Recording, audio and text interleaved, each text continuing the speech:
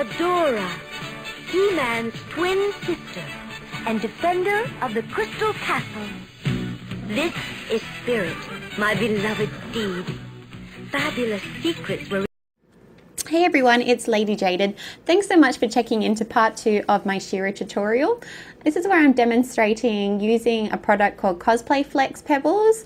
This is a thermoplastic and they come in little pebbles which you can heat and shape if you want, or you can actually dye them. The product that I use for dyeing this, it's a synthetic dye which I purchased from Spotlight. It's called RIT. It's a great product really, and I like how it comes in a bottle and it's a liquid form rather than powder form.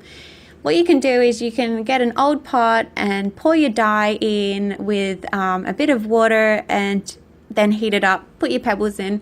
The other option is that you can boil the kettle and just get your boiling water, tip it into a cup, obviously using something that is not going to be used later for consuming or drinking from. So make sure that it's a really old product, old mug that you're using, and old spoons as well if you're dipping your pebbles into the dye.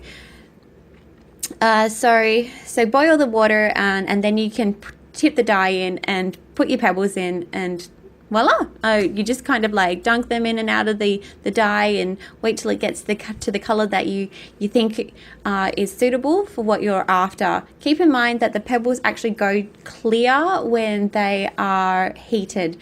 So once they're dyed, you will find that the color is not going to stay the same way once it sets back to being white again. So make sure that you wait until you are happy with the set color before you go ahead and start making the actual pieces that you want for your cosplays.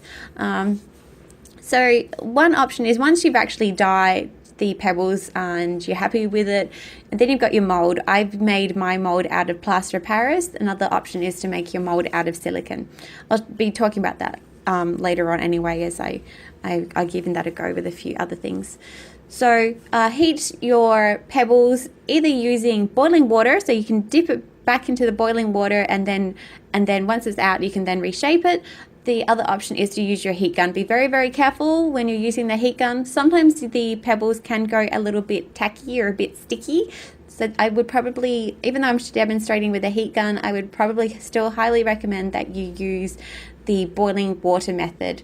And then, yeah, you push them straight into your mold, making sure that you have no bubbles. You don't want any air bubbles or anything that's going to be a bit, ugly after they come out. So then make sure there's a little bit of a lip, and the reason for the lip is so then it just is a smoother area, easier area for you to be able to cut after the removal from the mold.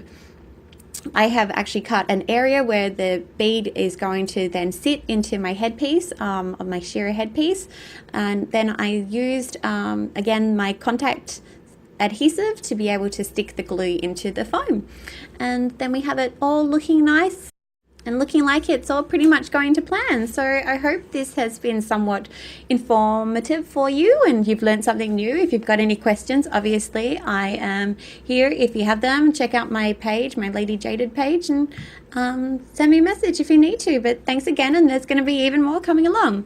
Have a great day. Bye.